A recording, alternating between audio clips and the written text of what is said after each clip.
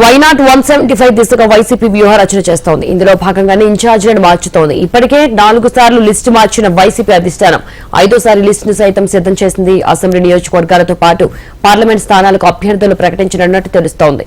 ఈ రోజు రాత్రికే 5వ లిస్టు వెలువడే అవకాశం ఉన్నట్టు తెలుస్తోంది.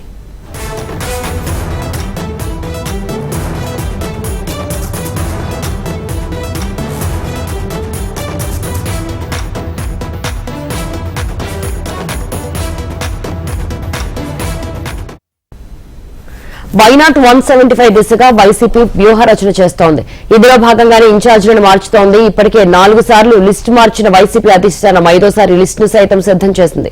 అసెంబ్లీ నియోజకవర్గాలతో పాటు పార్లమెంట్ స్థానాలకు అభ్యర్థులను ప్రకటించనున్నట్టు తెలుస్తోంది. ఈ రోజు రాత్రికి 5వ లిస్టు వెలువడే అవకాశం ఉన్నట్టు తెలుస్తోంది. ఇదే విషయానికి సంబంధించి మరింత సమాచారం మా ప్రతినిధి వినయ్ లైవ్ లో అందిస్తారు. వినయ్, శిల్ప అభ్యర్థులు మార్పులు చేర్పులకు సంబంధించి కసరత్తు తాడేపల్లి క్యాంప్ కార్యాలయంలో కొనసాగుతా ఉంది. గత వారం రోజుల నుంచి కూడా అటు పార్లమెంట్ సెగ్మెంట్ తో పాటు అసెంబ్లీ సెగ్మెంట్ మార్పులు చేర్పులపై ముఖ్యమంత్రి జగన్మోహన్ రెడ్డి దృష్టి పెట్టారు. ఇప్పటికే 4 లిస్టులు విడుదల చేసిన వైసీపీ అధిష్టానం 5వ లిస్టుకు సంబంధించి కూడా కసరత్తు పూర్తయినట్టు కూడా తెలుస్తా ఉంది. దాంట్లో భాగంగానే అటు పార్లమెంట్ సెగ్మెంట్ తో పాటు కొన్ని అసెంబ్లీ సెగ్మెంట్స్ యాడ్ చేసి ఒక లిస్టు ఈరోజు సాయంత్రానికి వచ్చే అవకాశం ఉందని చెప్పి కూడా తాడేపల్లి వర్గాల్లో ప్రచారం జరుగుతా ఉంది. ముఖ్యంగా కొద్దిసేపటి క్రితమే మాజీ మంత్రి రావుల కిషోర్ బాబు కూడా తాడేపల్లి క్యాంప్ కార్యాలయంలోకి వచ్చి ఆయన వైఎస్ఆర్ కాంగ్రెస్ పార్టీలో జాయిన్ అయ్యే అవకాశాలు ఉన్నాయని కూడా ప్రచారం జరుగుతా ఉంది. మరోవైపు ఆ ప్రతిపాడు నుంచి ఆయన్ని బరిలోకి దింపుతారంటూ కూడా ప్రచారం జరుగుతోంది. అయితే ఇటీవలే కాలంలో చాలా మంది అభ్యర్థులు ఎవరైతే మార్పులు చేర్పులు చేయాలనుకుంటారో వాళ్ళందరూ కూడా తాడేపల్లి క్యాంప్ కార్యాలయానికి క్యూ కొడతా ఉన్నారు. ఇప్పటికే నర్సరావుపేట ఎంపీ స్థానానికి సంబంధించి లావు కృష్ణదేవరాయలు రాజీనామా చేసిన నేపథ్యంలో ఆయన స్థానంలో మాజీ మంత్రి నెల్లూరు సిటీ ఎమ్మెల్యే అనిల్ కుమార్ యాదవ్ కు అవకాశం కల్పించారు. దానికి సంబంధించి ఈరోజు లిస్టులో అధికారికంగా వచ్చే అవకాశం కనిపిస్తా ఉంది.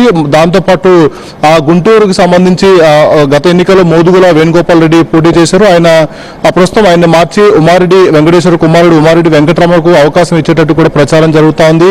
ఆ మచిలీపట్నం ఎంపీ బాలశౌరి రాజీనామా చేసిన నేపథ్యంలో దానికి సంబంధించి కూడా వైసీపీ అధిష్టానం ఒక క్లారిటీకి వచ్చింది.